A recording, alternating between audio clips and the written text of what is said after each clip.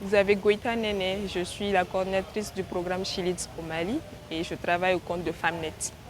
Aujourd'hui, c'est le dernier jour de notre atelier de concertation avec les organisations de la société civile et surtout les filles et les jeunes femmes qui, à la suite de cet atelier, les recommandations doivent sortir et ces recommandations ont vraiment pour but d'influencer et de favoriser la prise en compte des idées, des recommandations des filles et des jeunes femmes dans le processus des états généraux que notre gouvernement, à travers le ministère de la Promotion, a lancé.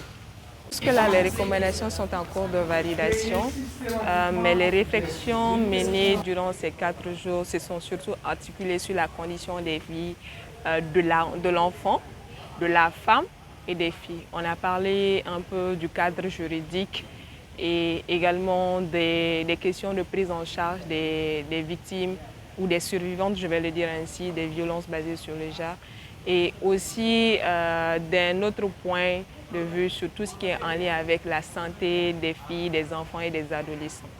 Nos attentes, surtout à la sortie de cet atelier, c'est que les recommandations formulées soient prises en compte dans le rapport final des États généraux sur la condition des filles et des jeunes femmes et que la voix des filles et des jeunes femmes soit encore plus amplifiée parce que nous savons pour le processus national, on n'est pas sûr à 100% que toutes les filles et les jeunes femmes du Mali participent. Et c'est une consultation indépendante que nous sommes en train de mener et nous osons espérer que les recommandations seront prises en compte par la commission d'organisation au niveau national.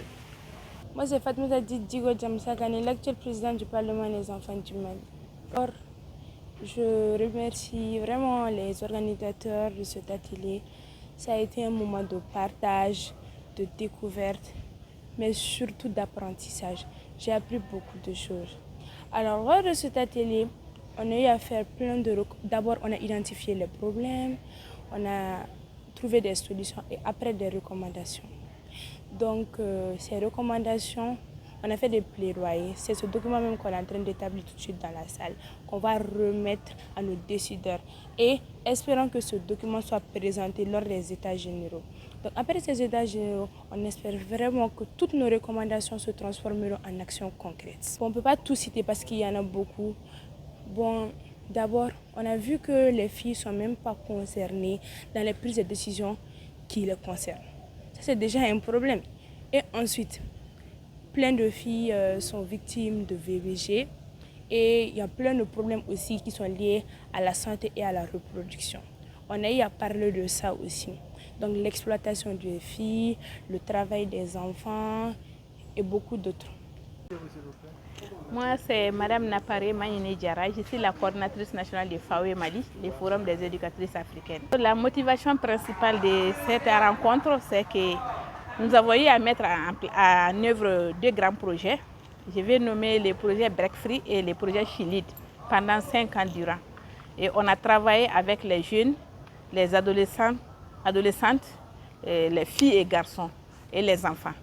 Donc pendant la mise en œuvre des projets, on a vu qu'il y a des difficultés, des défis qui existent pour la jouissance de leurs droits à la santé de la reproduction.